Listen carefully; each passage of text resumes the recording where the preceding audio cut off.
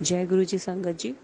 मैं सिख फैमिली से बिलोंग करती हूँ, बट मैं शुरू से बचपन से ही शिव जी की बहुत ज़्यादा, मतलब कि उनकी तरफ बहुत डिवोटी थी, बहुत ज़्यादा मानती थी, क्रेजीनेस वाला मानती थी उन्हें। और घर में क्या सारे ख़ानदान को पता था कि ये शिव भक्त है, तो मुझे मेरे पेरेंट्स ने कभी नहीं रोका, सपोर्ट किया था मुझे हमेशा इस बात पे। तो मेरी जर्नी शिवजी जी के साथ बचपन से स्टार्ट हो गई थी, और इतने चमत्कार बचपन में भी सेम हुए हैं जितने गुरुजी ने भी दिखाए हैं मुझे। शिवजी जी मेरे लिए उतने ही एकदम प्रत्यक्ष रूप से आ जाते थे सामने मेरे।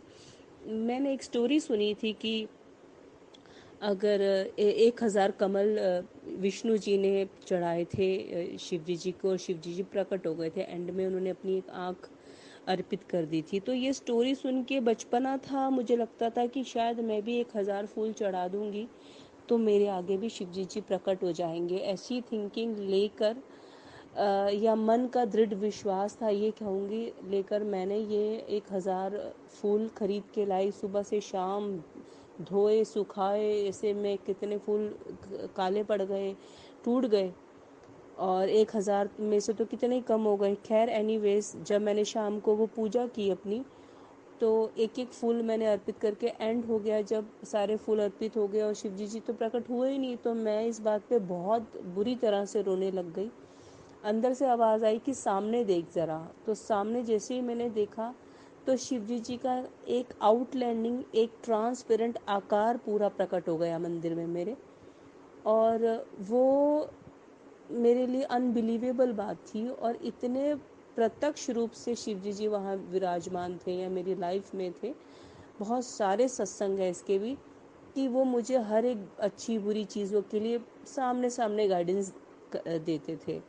खैर इतने अच्छे से विराजमान होने के बाद भी एक बहुत सारे लाइफ में ऐसे लोग एंटर हो गए फैमिली में से भी, कि मुझे मंदिर को बंद करना है। मीन्स काफ़ी बड़ा स्पेस था जो मंदिर के लिए स्टक हो रखा था उनके अकॉर्डिंग।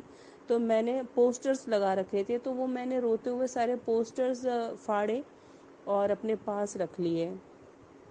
और फिर मैं कहाँ कब तक संभालती उन पोस्टर्स को, तो मैंने वो जमुना नदी में बहा दिए। इस बात पे शिवजी जी मुझसे बहुत ज़्यादा नाराज़ हो गए, और एक बार मेरे सपने में आए। कम से कम आई थिंक 30-50 माले की जो बिल्डिंग होती है, इतने बड़े शिवजी जी हैं, और इतना त्रिशूल उन्होंने मुझे मारा। जो 3 ट्रायंगल से होते हैं ना, तीर कोने होते हैं त्रिशूल के, उसमें से 2 के बीच में मैं आ गई। मीन्स त्रिशूल मेरे दोनों के बीच में गया, लेकिन वो त्रिशूल उनका बेशक मुझे लगा नहीं, लेकिन बीच में आने से भी मेरी लाइफ पूरी पलट गई। उनका जो क्रोध था मुझ पर कि मैं तो विराजमान हो गया था तेरे उधर मंदिर में, तो तूने पोस्टर भी जल परवाह कर दिए। और मैंने दूसरे सेंस में किए थे कि ये मैं बेदबी ना कर रही हूँ, वो सेंस थी मेरी, पर शिवजी जी को नाराज़ कर बैठी। खैर वो जो मेरी जर्नी स्टार्ट हुई, सब कुछ उल्टा हो गया, सब कुछ बेकार हो गया, बहुत बुरे दिन आ गए। तो उसके बाद एंड जब बहुत ज़्यादा स्टार्ट होना था, तब गुरुजी ने एंट्री ले ली, और गुरुजी ने मुझे बोला मेरे सपने में आके कि मेरा नाम शिवेत काली मेरी पत्नी है, आज मैं तेनू कुछ देन आया है। तो ऐसे कह के उन्होंने मेरे हाथों में कुछ दे रहे हैं, और एक हाथ से उन्होंने मेरी आंखों में हाथ रख लिया। जैसे ही मैं उनसे कुछ पकड़ती लेने के लिए, इतने में काली माता जी प्रकट हो जाते हैं, और मैं काली माता जी को देख के डर गई हूँ, और मैं भाग रही हूँ और माता रानी पीछे आ रहे हैं। इतना सा सपना देखा, और मैं सपने में को देख के बहुत डर गई कि ये अंकल कौन थे। ये तो किसी एंगल से शिवजी जी नहीं लगते, क्योंकि हमें शिवजी जी को देखने की आदत जो है वो दूसरी तरह से दिखते हैं। तो मैंने बोला ये आदमी पता नहीं कौन था जो मेरे सपने में आया। मुझे सपने का ज़्यादा अच्छे से मीनिंग समझ में नहीं आया, तो मैंने यही अनुमान लगाया कि चलो लाइफ में कभी ऐसा आदमी दिखेगा तो इसके आसपास भी नहीं भटकना, क्योंकि मुझे काली माता जिस हिसाब से मेरे पीछे आ रही थी, मैं डर गई थी। खैर कुछ दिन बाद मैं एक वेबसाइट चेक कर रही थी, उस वेबसाइट पे गुरु जी का स्वरूप निकल आया। मीन्स मुझे लगा अच्छा ये आदमी मुझे यहाँ मिलेगा। मैं फिर से बहुत घबरा गई, और मैंने लैपटॉप को बड़ी मीन्स धाड़ करके बंद किया, और 5-10 मिनट बाद फिर हम हिम्मत करके वापसी ये लैपटॉप ओपन किया और वो साइड पे गए तो देखा किसी और की फ़ोटो थी। तो मैंने बोला यार मेरे साथ ये क्या हो रहा है, मीन्स अभी तो वो आदमी दिख रहे थे और अभी ये क्या हो गया। तो मैंने कहा यार अगर किसी को बोलूँगी तो कोई बोलेगा कि ये पागल हो गई है। खैर कुछ दिन बाद मेरी एक फ्रेंड थी, मैं उसके घर में गई तो उनके घर में गुरुजी का स्वरूप और गुरुजी के चरण लगे हुए थे। तो मैंने आंटी जी को बोला, मैंने कहा आंटी ऐसा सेम आदमी मेरे सपने में आया और उन्होंने मुझे ऐसे ऐसे बोला मेरा नाम शिव है और सारी स्टोरी सुनाई। तो आंटी जी ने मुझे बताया कि ये शिव ही है, इनका सारा मीन्स छतरपुर मंदिर जाओ, ये पूरी डिटेल आंटी जी ने बताई। फिर भी काली माता जी का बहुत डर था तो मैंने ये सोच रखा था लाइफ में कभी छतरपुर नहीं जाऊंगी कि अगर मैं उधर गई तो काली माता जी मुझे मार रहे हैं। तो लेकिन फिर भी 6 महीने लग गए, गुरुजी ने मुझे चुन लिया था।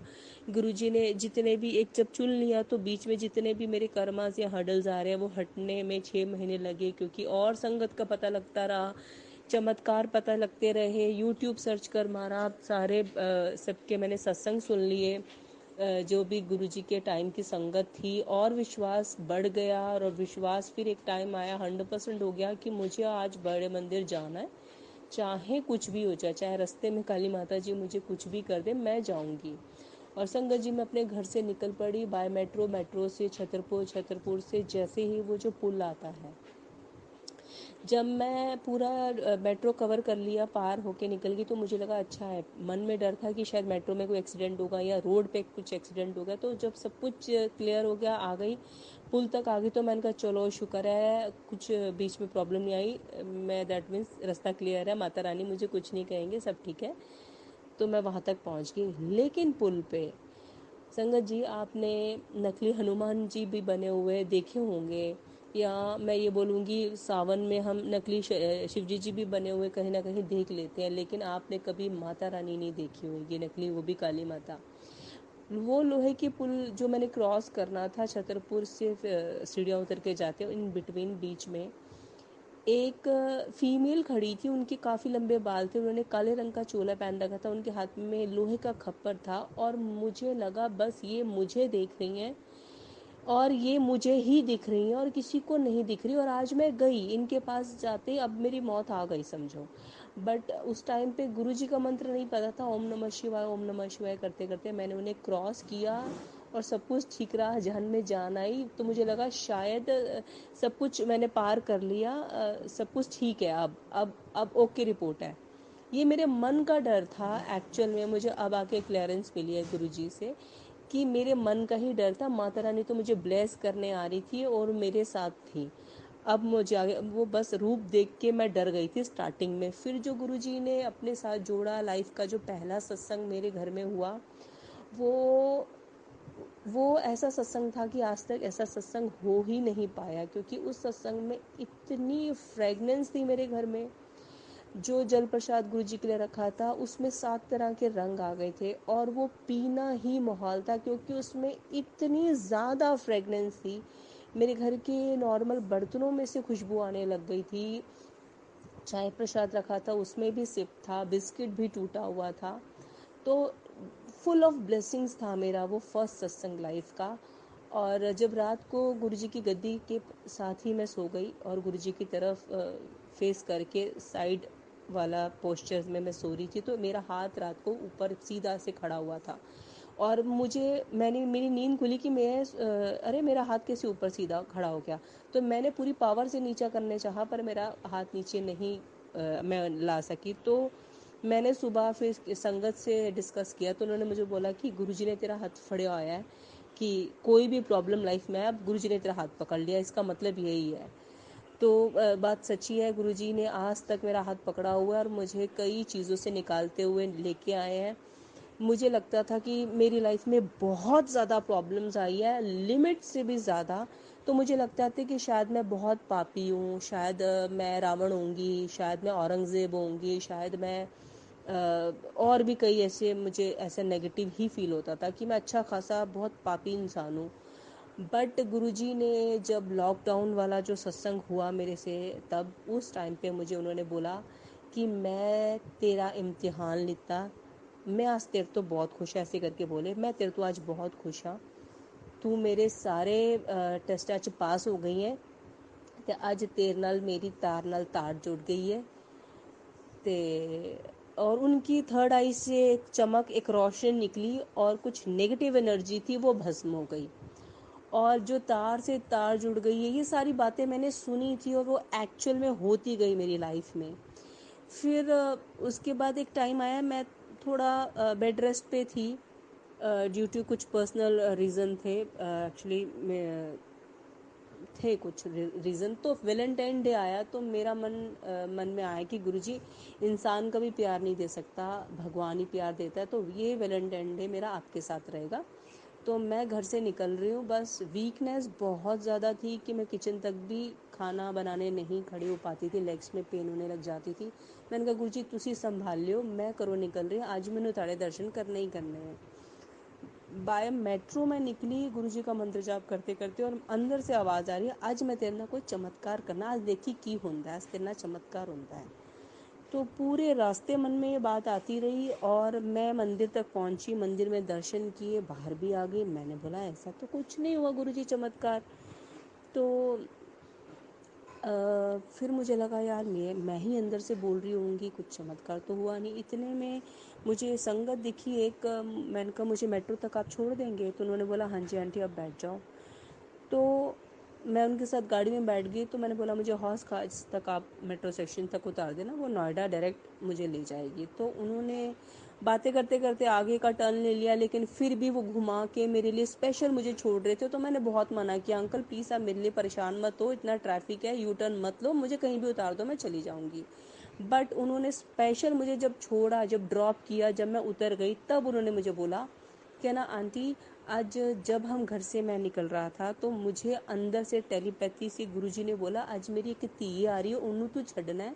तो ये गुरुजी का हुक्म था आपको छोड़ना, इसलिए मैंने आउट ऑफ द वे जाके आपको स्पेशल छोड़ा, हम तो आपको घर भी छोड़ के आते। तो मैं सुनते ही मेरी आंखों से ऐसे आंसू टप टप निकले कि वाकई वो गुरुजी बोल रहे थे। और गुरुजी से प्यार करो, गुरुजी आपको बढ़कर प्यार करते हैं। और ऐसे ही एक बार मैं गुरुजी से थोड़ा सा अपसेट थी। मैंने कहा आज कुछ स्पेशल करके दिखाओ मेरे वास्ते, तो मैं मन्ना। तो मैं बड़े मंदिर आई, मेरी एक मॉम बनी हुई है, वैसे मेरे मॉम डैड नहीं है, तो मेरी एक मॉम बनी हुई है, उनके साथ आई। तो वो काफ़ी हेल्दी हैं, तो मैं शटल सेवा के साथ पास खड़ी थी उनका हाथ पकड़ के। और मन में उदासी थी कि आज स्पेशल कर दो कुछ, अगर मैं इतना प्यार कर दो तो इतने में गाड़ी आती है और गाड़ी में से एक छोटी बच्ची ने विंडो नीचे करके मेरी तरफ इशारा किया, बोले इधर आना। मैं गई उनके पास, तो उन्होंने मेरे हाथ में गुरुजी का स्वरूप दे दिया जो कि चांदी का बना हुआ था। और वहाँ पे सब जो खड़े हुए थे देख के सब हैरान हो गए। और मुझे वो ब्लेसिंग्स बहुत स्पेशल लगी, क्योंकि ये मेरे लिए बड़ा डिफरेंट एक्सपीरियंस था और वो बहुत बड़ी ब्लेसिंग्स थी, आज भी मेरे घर में हैं। तो मुझे लगा कि शायद एक पड़ाव मैंने शायद पार कर लिया। तो मेरे मन में था गुरुजी, मैं मिट्टी सी, मिट्टी तो तुसी मैनू चांदी बनाया, चांदी तो सोना कदों बनाओगे? तो वो गुरु नानक देव जी जब मेरे घर में सोने के चोले में आए हैं, तो मुझे लगा कि शायद गुरुजी ने मुझे इस लायक बना दिया, मेरे कर्मों को इस लेवल में उठा दिया कि अब लेवल अप कर दिया उन्होंने मेरा। तो संगत जी, अभी थोड़े दिन पहले मैं गुरु पूर्णिमा में दुबई, मेरा कोई चांस, कोई सोच में भी नहीं था कि मैं जाऊंगी। तो मेरे एक बहुत अच्छे मेरे ब्रदर बने हुए हैं, वो दुबई में प्रिंस, रॉयल प्रिंस जो हैं मखटूम, उनके साथ काम करते हैं। तो उन्होंने बस गुरुजी के बर्थडे की कुछ वीडियोस मांगी, वो मेरे साथ गुरुजी के ग्रुप में थे, मेरे वाले में।